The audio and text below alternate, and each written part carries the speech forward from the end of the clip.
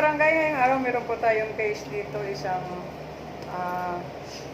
Bausi case. So hindi ko lang po ng picture kasi bawal po yon. Pero nakuha na ko rin sila ng ng talikod. So ang gagawin namin ay, tinala muna namin ang pagdating nila dito. Tapos ayan po, nakakain namin si ate.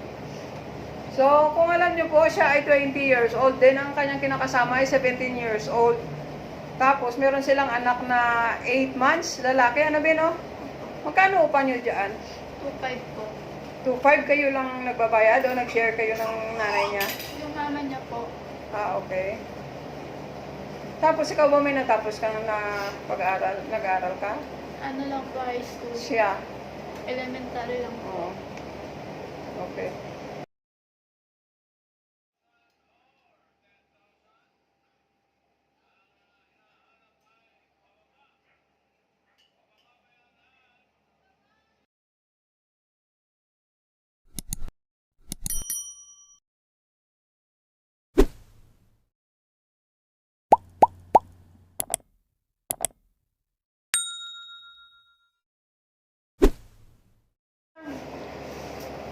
So, anong plano pagkatapos na ayos kayong dalawa?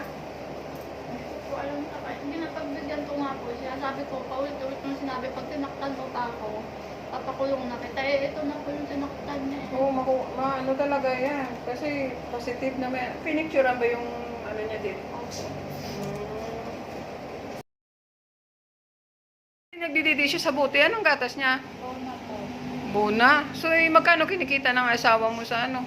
300 po, minsan 200. Ay, ganun po ba? So, parang sa gatas lang ng anak niyo, parang kulang kinikita ng asawa niyo. Ano po? Mga kabarangay, ang aming desisyon ni Consi Presi ay pupunta namin yung asawa ni sa kanilang tinitirhan at titingnan namin kung ano magagawa namin at may tutulong sa kanila. Yung mga kabarangay, dumating dito yung aming client, 11:55. So, oras talaga ng pananghalian. So, hindi pa siya nakakain. So, ayan po, binigyan namin po siya ng pagkain. Pinakain muna namin.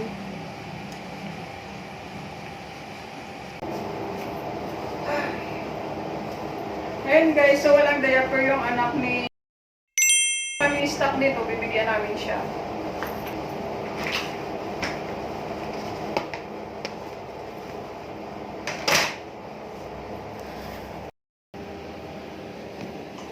Tingnan natin kung kasya ito sa kanya. Ano bang size ng diaper niya? Ha? Ano kayang size nito? Ay, tama-tama. O yan, medium size din. Kaso, ito ay ano na lang.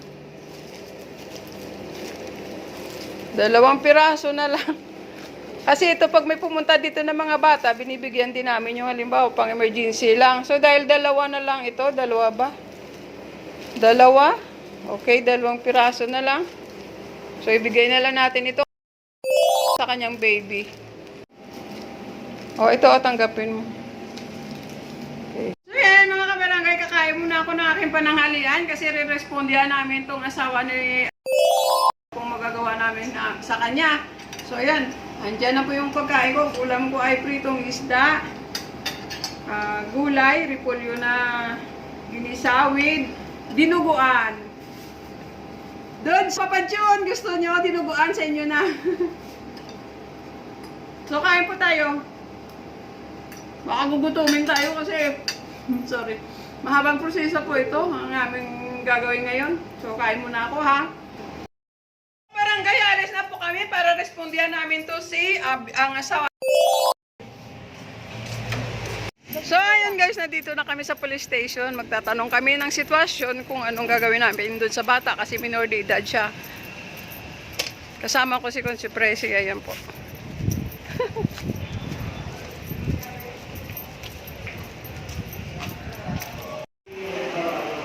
Wow, Christmas na sa kanila. Christmas na. Nandito kami sa WCPD. Hello, good morning po. Nandyan si ma'am. Magpatala ka na lang muna, ma'am, na hindi. Opo. Hello, nandito po kami sa bahay ni... So, ayan po, saradong bahay nila. Wala. Ay, wala na dito yung talane. Saan napunta?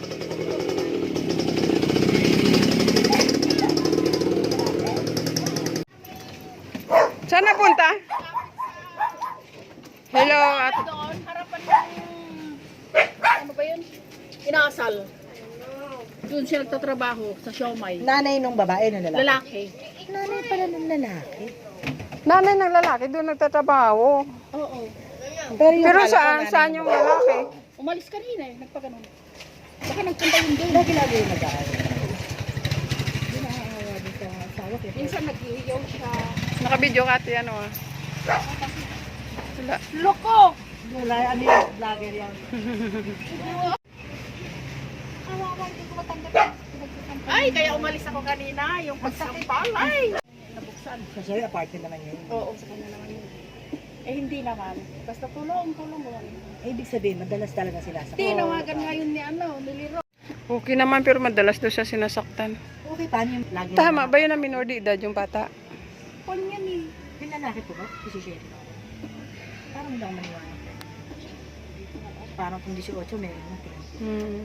Kasi marunong na nga siya manakit. May case kami. Si ma'am saan ka galing? Marichu. Santo Niño, kamo. Kamusta ka be? Anong nyo? Galing kami sa station. May case kami dito. Wala pala dyan. Yung lalaki dyan. O binanata niya yung... Binadata niya yung asawa at anak Yung niya. anak na 8 months? Yung babae nando sa bawas sa kinakain natin. Yung lalaki na wala eh. Ayun na. Shout out kay Saddam. Tsaka kay Ma'am Pulalok. Lalaki. Malis eh. Kinuha ko man yung babae. Kinakain mo na namin. Wala ka duty, ma'am?